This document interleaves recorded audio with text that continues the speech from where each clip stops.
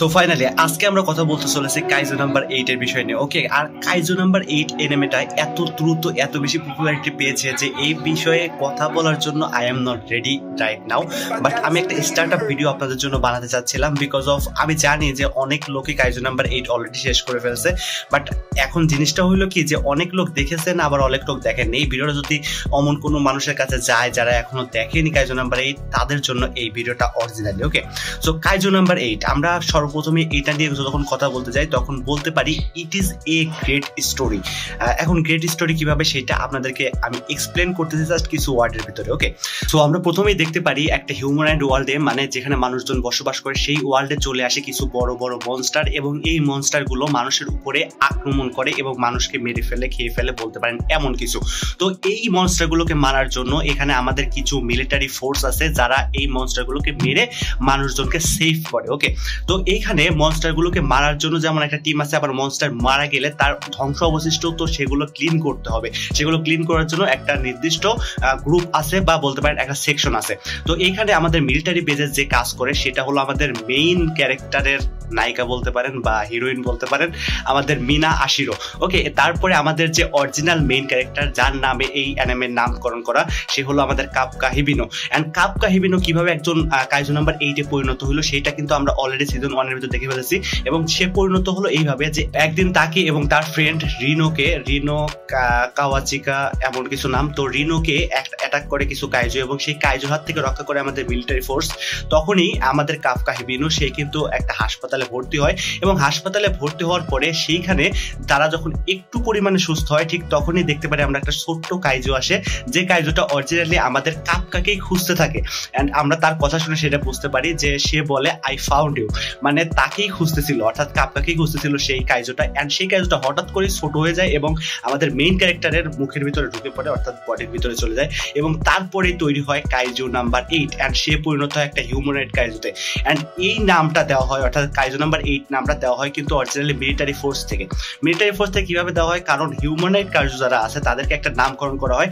কাইজো number 8 নামটা এই জন্য দেওয়া হয় বিকজ এর আগে আরো 7টা কাইজো ছিল, তারপরে কাইজো নাম্বার 8টা দেওয়া হয় নাম। তো এরপরে আমরা দেখতে পারি যে আমাদের মিলিটারি ফোর্সে জয়েন করার জন্য আমাদের যে মেইন ক্যারেক্টার আছে কাপকা হিবিনো, সে কিন্তু অনেকবার ট্রাই করে, এবং ট্রাই করার পরেও সে কোনোভাবে মিলিটারি ফোর্সে জয়েন করতে পারে না। তার কিছু ফলসের কারণে বা তার কিছু কমতি আছে, হয়তো সেই জন্য হইতে পারে।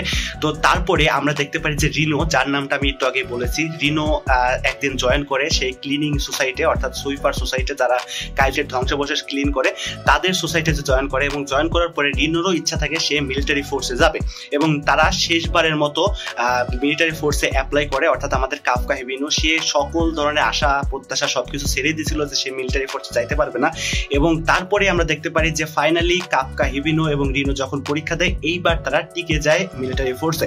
এবং মিলিটারি ফোর্সে যাওয়ার পরে আমরা কিছু স্টোরি দেখতে পারি। এখানে মিনা আশিরো, অর্থাৎ যে 3rd ডিভিশনের ক্যাপ্টেন, তার সাথে কাইজোর কিছু সম্পর্ক আছে ছোটবেলা থেকে, যে কাফকা বলেছিল যে সে যাই করে না কেন মিনাকে তার পাশে রেখে করবে, অর্থাৎ মিনার পাশে সে থাকবে সব সময়। কিন্তু এই যে প্রমিসটা, সেই প্রমিসটা কোনোভাবে কাফকা হিবিনো রাখতে পারেনি বিকজ অফ সে মিলিটারি ফোর্সে জয়েন করতে পারেনি। এবং যখন সে ফাইনালি জয়েন করে তখনই কিন্তু এই মিনার সাথে তার যে সম্পর্কটা ওইটা হয়তো একটু একটু করে বিল্ড আপ পাওয়ার হইতে শুরু করে।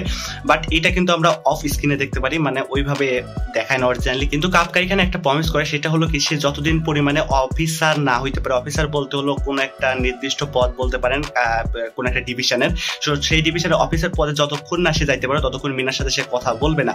অ্যান্ড এখানে মিনার সাথে কথা বলা হয় যখন সে অফিসার গ্রেডে চলে যায়। এবং আমরা দেখতে পারি যে কিছুটা এপিসোডের পরেই অরিজিনালি আমাদের কাফকা একটা অফিসার পদে চলে যায়। এখন এইখানে আমরা কিন্তু জানি যে কাফকার কাছে একটা ইমেন্স লেভেলের পাওয়ার আছে, সেটা হলো কাইজো নাম্বার 8 এর পাওয়ার। যে ছোট একটা কাইজো তার মুখের ভিতরে ঢুকে গেছিল, তার ফলে যে সে পাওয়ারটা পেয়েছে, সেই পাওয়ার খাটিয়ে সে কত কিছু করে, এবং সে কাইজো নাম্বার 9 এর সাথেও ফাইট করে। অ্যান্ড কাইজো নাম্বার 9 কোথা থেকে আসলো?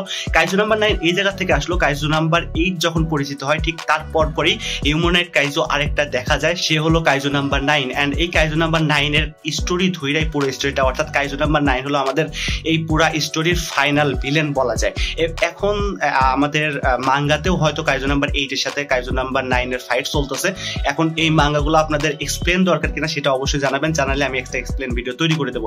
এখন এখানে আমাদের মেইন কিছু ক্যারেক্টার নিয়ে কথা বলা যাক। একটা হলো আমাদের কাফকা হিবিনো, যে মেইন ক্যারেক্টার, তারপর আমাদের মিনা আশিরো, এবং তার সাথে আমাদের আছে 3rd ডিভিশন লেভেলের ক্যাপ্টেনের পরে কি ভাইস ক্যাপ্টেন সে আছে, এবং তার সাথে আরো আছে হলো আমাদের রিনো আছে, এবং এরকম আরো কিছু ক্যারেক্টার আছে যারা এই পুরো স্টোরিটাকে একদম বিল্ড আপ করে নিয়ে যায়। এখন এখানে আরেকটা জিনিস আমাদের খুবই ভালোভাবে মাথায় ঢুকায় দেওয়া হয় প্রথমেই, যে এইটা শুধুমাত্র কাইজু নাম্বার 8 এর উপরে বেস্ট করে একটা স্টোরি না, এখানে চারপাশের যে ক্যারেক্টারগুলো আছে সেই ক্যারেক্টারের ডেভেলপমেন্টও আমরা অনেক ভালোভাবে দেখতে পাই, এবং এই যে ক্যারেক্টার ডেভেলপমেন্টগুলো এইগুলা নিয়ে পুরো স্টোরিটা জাস্ট ওয়াও লেভেলের লাগছে। অ্যান্ড সত্য কথা বলতে এই কাইজু নাম্বার 8 এর যে একটা হাইপ উঠছে ভাই, এটা সত্যি একটা প্রাপ্য হাইপ, বিকজ এইটা যতটা প্রমিসিং একটা স্টোরি ঠিক ততটা প্রমিসিং লেভেলের এইটার অ্যানিমেশন। অ্যান্ড অ্যানিমেশনটা সত্যি আমার কাছে ফার্স্ট সিজন বলে বা এভার ফার্স্ট একটা অ্যানিমে, সেই অ্যানিমের এত সুন্দর একটা অ্যানিমেশনের দ্বারা এইখানে আমাদের সামনে শো করা হয়েছে, সেই জিনিসটা অরিজিনালি সত্যি ভালো লাগছে।